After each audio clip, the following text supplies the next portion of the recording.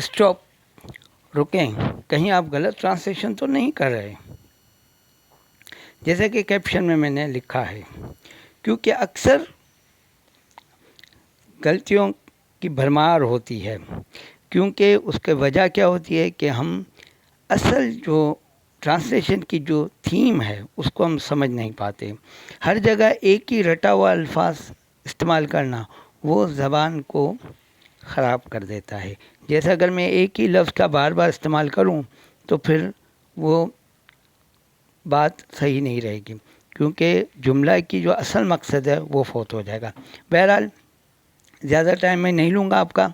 यहाँ पर ये जुमला है, काफ़ी गौर व खौस के बाद उसने उनकी पेशकश को कबूल करने का फ़ैसला किया।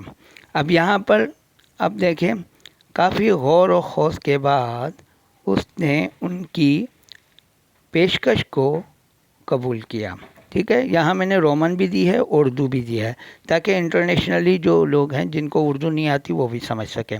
अच्छा, अब यहाँ पर है कि काफ़ी गौर व खौस के बाद, after much deliberation, after much deliberation, इसका मतलब है काफ़ी गौर व खौस के बाद। यहाँ पर सोच समझ वाली बात नहीं है, काफ़ी गौर व खौस के बाद, जिसमें बहस मुबाहिसा भी शामिल होता है। ठीक है, शी डिसाइडेड, उसने फैसला किया। अच्छा, यहाँ पर अब after much deliberation phrasal noun है ये। ठीक है, शी सब्जेक्ट है, decided past second form of verb, क्योंकि जो फर्स्ट फॉर्म है उसको हम बेस फॉर्म बोलते हैं, सेकंड फॉर्म को हम पास्ट बोलते हैं जो एक्चुअली जो उसका नाम है। ठीक है, और थर्ड को हम पास्ट पार्टिसिपल बोलते हैं। बहरहाल past to except infinitive, infinitive हमेशा जब टू वर्ब के साथ आता है तो इन्फिनेटिव काउंट होता है। ठीक है, दियर प्रोनाउन और ऑफर नाउन। ठीक है, अब यहाँ पर के काफ़ी गौर व खौस के बाद उसने उनकी पेशकश को कबूल करने का फैसला किया। After much deliberation she decided to accept their offer. Next, हर काम सोच समझ कर करें। अब यहाँ पर जुमले की नौयत को देखें कि हर काम सोच समझ कर करें। डू एवरीथिंग आफ्टर थिंकिंग, हर काम सोच समझ कर करें। ठीक है, यहाँ पर ये आप जुमले की अदायगी और जुमले की कहाँ पर मुनासिब लफ्ज़ आता है वो आपको इस्तेमाल करना है। अब यहाँ पर मैंने ये नहीं दिया है कि आफ्टर मच डेलिब्रेशन।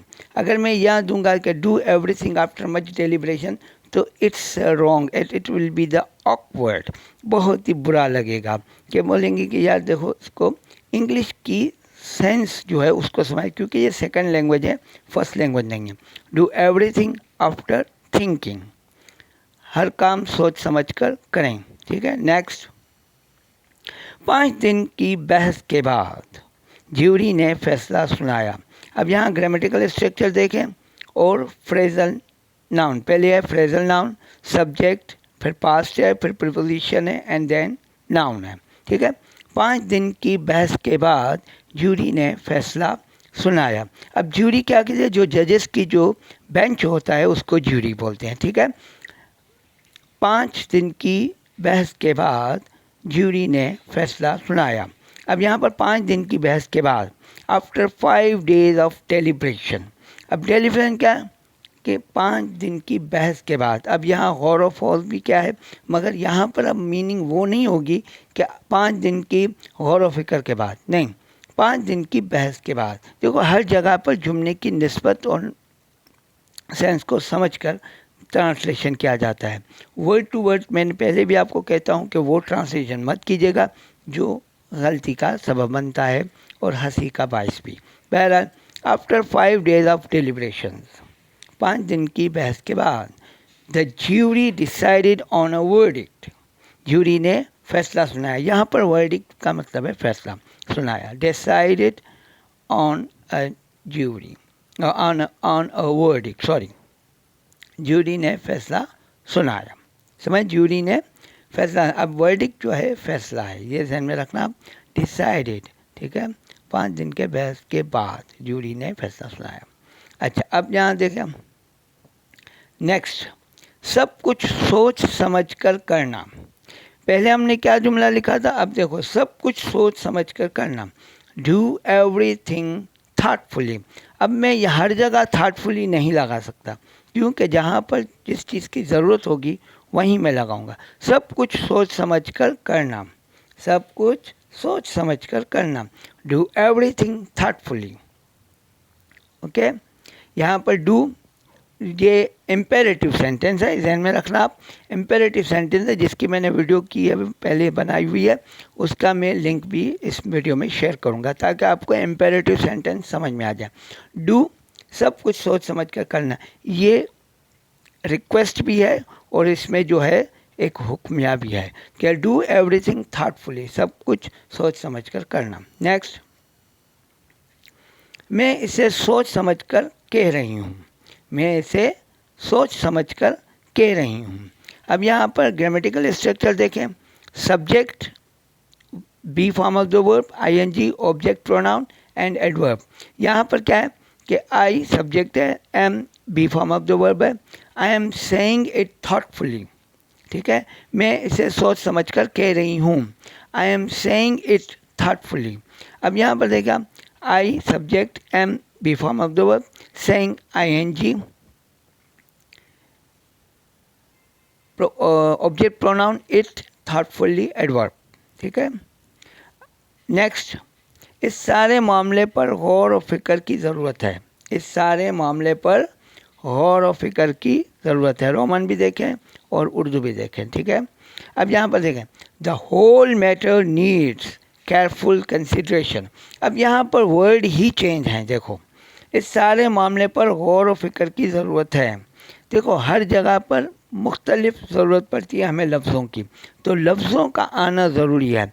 एक ही सेंस, एक ही लफ्ज़ को किस तरह दूसरे अल्फाज में बयान किया जाता है, इस चीज़ को समझने ज़रूरत है, वही ट्रांसलेशन आपको परवान चढ़ाएगी। The whole matter needs careful consideration, इस सारे मामले पर गौर और फिक्र की ज़रूरत है। तो the whole matter phrasal noun हो गया, the whole matter, needs verb हो गया, ठीक है, best form of the verb है, केयरफुल कंसिडरेशन, केयरफुल एडजेक्टिव है और कंसिडरेशन जो है नाउन है, ठीक है। जब केयरफुल और कंसिडरेशन दोनों मिले तो फिर एडवर्ब की सेंस होता है, ठीक है। तो वो नाउन का मफहूम बयान कर रहा है, इसलिए केयरफुल कंसिडरेशन। यहाँ पर मेरी पार्ट्स ऑफ स्पीच की एक वीडियो है, जब आप वो वीडियो देखेंगे गौर से तो आपको केयरफुल कंसिडरेशन भी समझ में आ जाएगी, ठीक है। नेक्स्ट,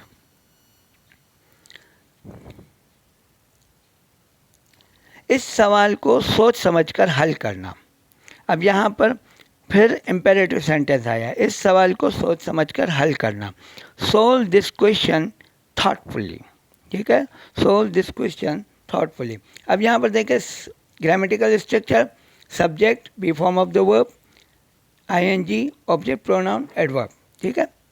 अब यहाँ सोल्व, अब सोल्व यहाँ पर देखो आप कि सोल्व जो है वो इम्पेरेटिव है, तो पहले वर्ब है और यहाँ पर सब्जेक्ट गायब है, ठीक है। जब आप इम्पेरेटिव की जो वीडियो है वो भी मैं लिंक शेयर करूँगा, वो आप देख लेंगे तो आपको समझ में आ जाए। सोल्व दिस क्वेश्चन थॉटफुली, तो सोल्व इसमें सब्जेक्ट होता नहीं है मगर सोल्व आता है, ठीक है। सोल्व दिस क्वेश्चन, ये सवाल था, इस सवाल को सोच समझकर हल करना, सोल्व दिस क्वेश्चन थॉटफुली, ठीक है। नेक्स्ट, कुछ गौर व फिक्र के बाद हमने घर बेचने का फैसला किया है, कुछ गौर व फिक्र के बाद हमने घर बेचने का फैसला किया है। अब यहाँ पर देखो, आफ्टर सम कंसिडरेशन, कुछ गौर व फिक्र के बाद, after some consideration we have decided, we या we have decided, we have decided, we और हैव आता है, ये कंट्रैक्शन फॉर्म है, टू सेल द हाउस, हमने घर बेचने का फैसला किया है, ठीक है। Take care, I hope so that you got it carefully. और जो लिंक में जो मैंने दो वीडियो शेयर की हैं उनको देखना न भूलिएगा ताकि आपको ग्रामेटिकली आसानी होगी समझने में, ठीक है। God bless you, take care.